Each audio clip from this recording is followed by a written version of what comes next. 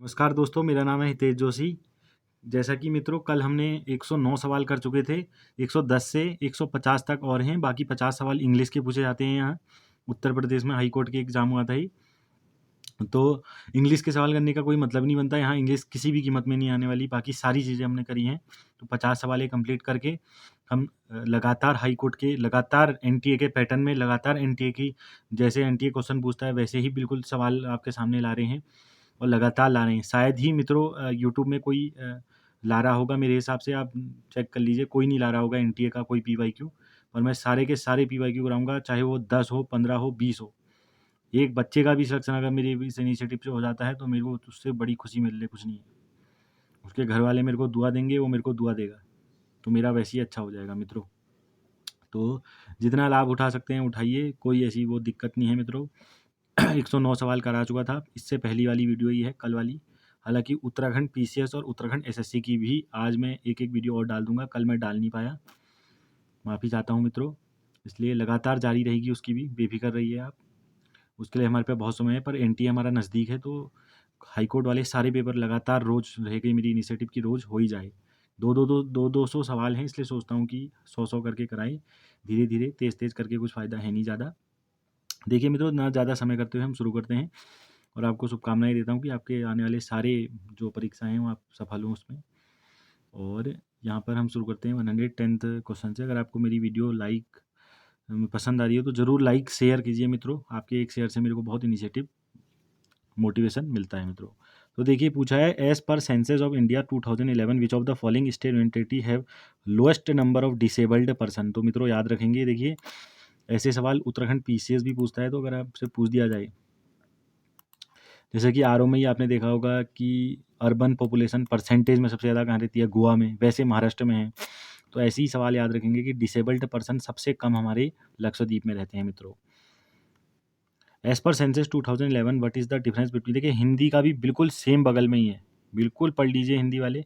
कोई इसमें हिंदी ऐसी समझाने वाली ज़रूरत है ही नहीं इनमें, ऐसे क्वेश्चनों में। देखिए एज पर सेंसस 2011 के हिसाब से what is difference between mail literacy and female literacy, के बीच में डिफरेंस कितना है। तो ये मित्रों ये क्वेश्चन भी आ चुका है, न जाने कितने एग्जामों में, और आएगा, पूछेगा, उत्तराखंड पीसीएस भी पूछेगा, क्योंकि 2011 का ही सेंसस चल रहा है मित्रों, आपको अभी पता होना चाहिए। तो 16.3 या 16.3%। प्रधानमंत्री आवास योजना जो थी मित्रों, has been launch by government of India with purpose to provide housing. तो 2022 तक इसने हाउस दिए थे, और ये जो निकली थी 2015 में निकली थी मित्रों। What is the interest subsidy being provided by the government on loan availed from the bank.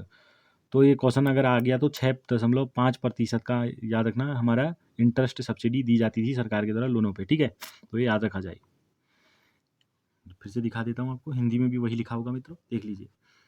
N apex committee has been form at the national level to ensure implementation of Atal mission for regeneration and urban transformation. Amrut मित्रों बहुत सुना होगा आपने, started by government of India. वो is chairman of apex committee. Rajiv Gauba जो है मित्रों हमारे कमेटी के हमारे चेयरमैन थे। आप कमेंट करके बताएंगे कि अमृत जो है वो कब निकली, लॉन्च कब हुई, और इसका पुराना नाम क्या था मित्रों। बहुत इंपॉर्टेंट है, किससे रिलेटेड है ये भी कमेंट करके बताएंगे। ये बहुत महत्वपूर्ण रहने वाला है। देखिए आप एनटीए का लेवल जो है वो जीएस का बिल्कुल आसमान पे जा रहा है, तो बिल्कुल मजाक मत लीजिए आप। जीएस में बिल्कुल नहीं बक्सेगा ये, मैंने कल भी आपको बताई थी ये बात। और चीज़ में आपको ये दे भी देगा अगर करने लायक, तो जीएस में ज़रूर कुछ ना कुछ सवाल, अधिकतम सवाल जो है इसके वो बिल्कुल हाई लेवल के ही रह रहे हैं मित्रों, बिल्कुल हमें पता चल रहा है ये करके।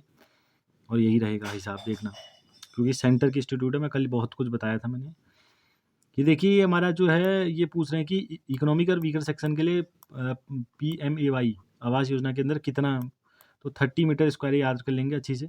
देखिए ये भी आ सकता है, 30 मीटर स्क्वायर याद कर लेंगे। और ये राजीव गौवा, अमरूद का, और ये मित्रों बहुत इंपॉर्टेंट सवाल है, 6.54 इंटरेस्ट। आधी चीज़ें आपको यहीं पता चल गई, आधी चीज़ें आप खुद जाके खोजिए और कमेंट करके बताइए। इससे बहुत सारे बच्चों का अच्छा होगा और आपका भी होगा।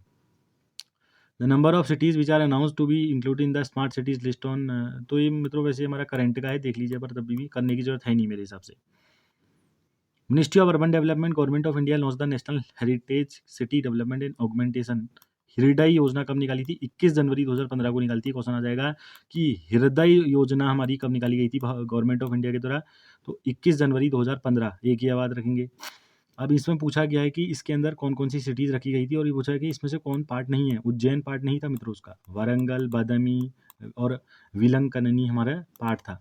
तो ये भी आप याद रख सकते हैं, पर सबसे इम्पोर्टेंट जो है वो स्कीम और उसका लॉन्च डेट बहुत इंपॉर्टेंट है, 2015 खासकर। देखिए Manda, the north most site of Indus civilisation in Jammu and Kashmir is located on the bank of Chenab नदी के तटों में। मित्रों ये बहुत महत्वपूर्ण सवाल है।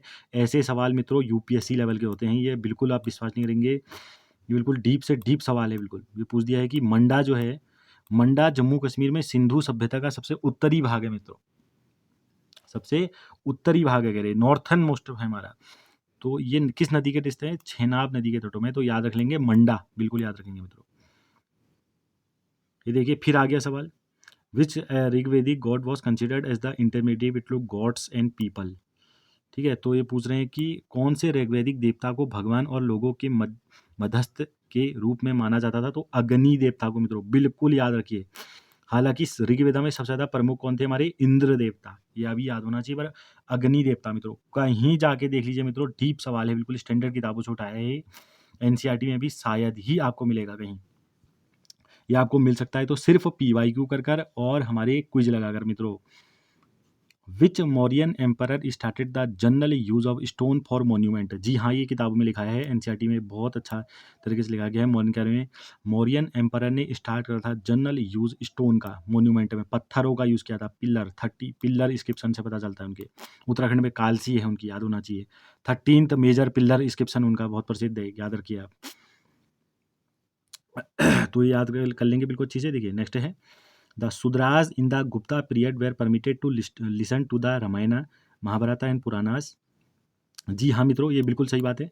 शूद्रास को इजाज़त दी जाती थी गुप्ता पीरियड में कि वो हमारा सुन सकते हैं रामायण, महाभारत और Puranas. The economic status of Shudras improve in the Gupta period and they were mainly represent as agriculturist.